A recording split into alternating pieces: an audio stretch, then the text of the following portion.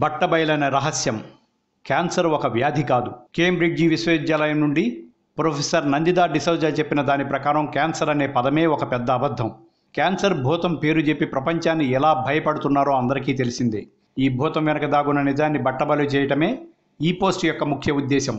మిమ్మల్ని అభ్యర్థించే ఒక విషయం ఏమిటంటే, ఇప్పుడు మీరు తెలుసుకున్న ఈ విషయాన్ని కేవలం మీ మిత్రులకే కాకుండా మీ శత్రువులతో కూడా షేర్ చేయండి. ఇది మేము సొంతంగా రీసెర్చ్ చేసి చెబుతున్న విషయం కాకపోవచ్చు, కానీ ఇందులో ఉన్న విషయాలు క్యాన్సర్ నుండి ఓ నలుగురినైనా కాపాడితే అంతే చాలు. క్యాన్సర్ అనే దానికి నివారణ లేదని డాక్టర్ చెప్తారు, కానీ శుద్ధ అబద్ధం. క్యాన్సర్ అనేది నివారణ లేని జబ్బు కాదు, ఇది ఒక భయంకరమైన బిజినెస్. చాలామంది అంటుంటారు ఈ రోజుల్లో క్యాన్సర్ అనేది పిల్లల నుండి పెద్దల వరకు అందరికీ వస్తుందని. అందరినీ భయపెడుతున్న మరియు భయపడుతున్న వాళ్ళకి అర్థం కావాలనే ఈ పోస్ట్. వరల్డ్ వితౌట్ క్యాన్సర్ అనే ఒక బుక్ ఉందని, దాన్ని అన్ని భాషల్లో తర్జుమా చేయకుండా ఎందుకు ఎవరు అడ్డుపడుతున్నారో చూద్దాం. క్యాన్సర్ అనేది B17 లోపమే కానీ జబ్బు కాదు. ఈ లోపాన్ని అణచడానికి కీమోథెరపీ అని, సర్జరీ అని, హైడోస్ మెడిసిన్ ఇచ్చి సైడ్ ఎఫెక్ట్స్తో మనిషిని చంపకుండా చంపేస్తున్నారు. మీకు గుర్తుందా, గతంలో అంతుబట్టని వ్యాధితో ఎంతోమంది నావికులు చచ్చిపోయారు. విటమిన్ లోపం వల్ల ఎంతోమంది చనిపోయారు. అది విటమిన్ లోపం వల్ల వచ్చిన రోగం అని చెప్పకుండా అంతుబట్టని రోగం అని చెప్పి ప్రజల నుండి డబ్బులు దోచుకున్నారు హాస్పిటల్స్ వాళ్ళు. అది కేవలం విటమిన్ C వల్ల వచ్చిన రోగం. క్యాన్సర్ కూడా ఇలాంటిదే. అంటే విటమిన్ లోపమే క్యాన్సర్ అని అర్థం. క్యాన్సర్ సెల్స్ ఎక్కడో ఉండవు, మన బాడీలోనే ఉంటాయని చాలామంది డాక్టర్స్ కూడా చెబుతారు. అసలు లోపల ఉన్న క్యాన్సర్ బయటకు ఎందుకు వస్తుంది?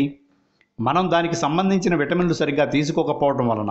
క్యాన్సర్ అనే ఒక పదం సృష్టించి దాన్ని బిజినెస్ చేశారు కొంతమంది డాక్టర్స్. మనుషుల భయాన్ని ఆసరా చేసుకుని కొన్ని చోట్ల కోట్లు సంపాదిస్తున్నారు. ఈ విషయం ఇప్పటిది కాదు. వరల్డ్ వార్ II తర్వాత క్యాన్సర్ అనే దాన్ని ఒక బిజినెస్ చేసి దాని ద్వారా బాగా సంపాదిస్తున్నారు. ఆ కాలంలో ఈ కాలంలో బాగా ఖర్చు పెట్టి కూడా వీళ్ళు సాధించింది ఏంటో తెలుసా? రాకుండా చూసుకోవటమట, నివారణ అట. అసలు రాకుండా చేయటం కాదు. అలా చేస్తే హాస్పిటల్స్కి డబ్బులు రావు కదా. మీకు కానీ మీకు తెలిసిన వాళ్ళకి కానీ క్యాన్సర్ అనే లోపం ఉంటే కంగారు పడాల్సిన అవసరం లేదు. మీరు చేయాల్సింది ఒకటే. ఈ రోజుల్లో ఎవరైనా స్కర్వీ వ్యాధితో చనిపోతున్నారా? లేదు.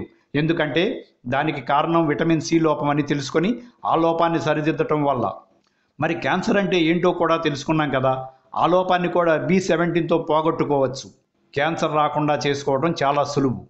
15 నుండి 20 నేరేడుకాయలు, క్రాన్బెర్రీ, యాపిల్ సీడ్స్, ఎండు ద్రాక్ష, బాదం పప్పు, బ్లాక్ మల్బెర్రీ, స్ట్రాబెర్రీ, నువ్వులు, ఓట్స్, బార్లీ, గోధుమ, బియ్యం, తీపి గుమ్మడికాయ, నిమ్మ, ఉసిరి, చిక్కుడు, జీడిపప్పు, పిస్తా పైన చెప్పినవన్నీ అధిక శాతంలో విటమిన్ B17 కలిగి ఉన్నవి.